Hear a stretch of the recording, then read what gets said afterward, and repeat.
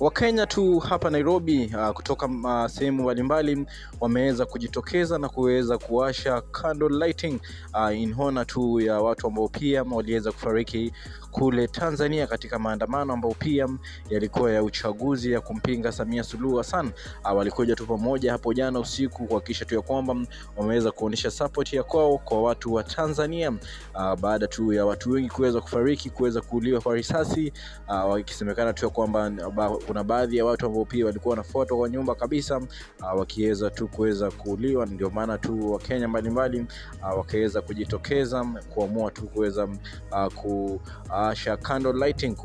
kuweza kusimama pamoja na watu ambao pia waliweza kupoteza wapendwa wao kule Tanzania, kwa sababu ni kitu ambacho pia kinahusisha tu watu wengi tu hapa East Africa, kwa sababu ukiangalia East Africa,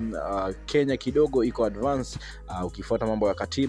na mara nyingi zaidi hapa nchini Kenya maandamano yakifanyika basi unapata tu ni kitu ambacho pia watu wameweza kuzoea, lakini kule Tanzania ilikuwa tu mara ya kwanza, na pia serikali ya huko iliweza kushtuka sana kuweza kuona watu wao wanaenda kwa barabara kuweza kudai haki yao, kitu ambacho pia Samia Suluhu hapo jana aliweza kusema tu ya kwamba huenda tu labda waandamanaji waliweza kulipwa ndio waweze kujitokeza, lakini hakuongeza kuongelea swala la watu ambao pia waliweza kufariki katika maandamano hayo, ambao pia walikuwa tu wanapinga kuweza kuchaguliwa kwake licha yeye kuweza kushinda kura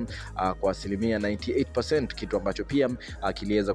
kuwashangaza watu wengi zaidi. Lakini tu Wakenya wameamua tu kuweza kuonesha heshima na pia kuweza kuonesha tu umoja wa East Africa kwa kuweza kuendelea kuomboleza na Watanzania licha tu ya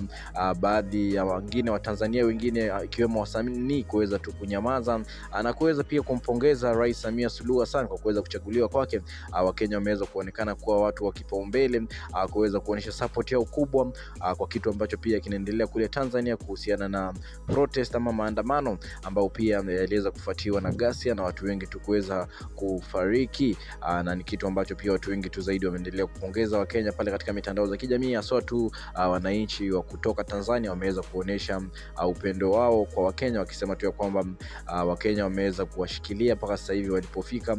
kuweza kuwajaribu ama wameweza kujifunza vitu vingi sana kutoka Kenya, na inaonekana tu East Africa inaendelea mbele ikiwa kitu kimoja licha ya watu kudhania pale katika mitandao za kijamii ubishani kidogo ya mitandao haijazuia Kenya na Tanzania kuwa kitu kimoja, na ndio maana tu Wakenya wameweza kujitokeza kufanya candle lighting kuomboleza watu ambao pia waliweza kufariki katika maandamano ya kule Tanzania. Katika Udaku 254 naendelea kupatia story ambazo zinatrend mitandaoni. Una make sure umesubscribe kwenye YouTube channel ya kwetu. Baby wa baby. Alafu huyu ni baby.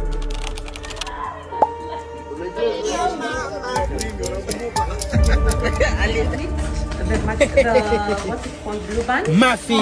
Mafi, Muscular. You know what? Yeah, this is it.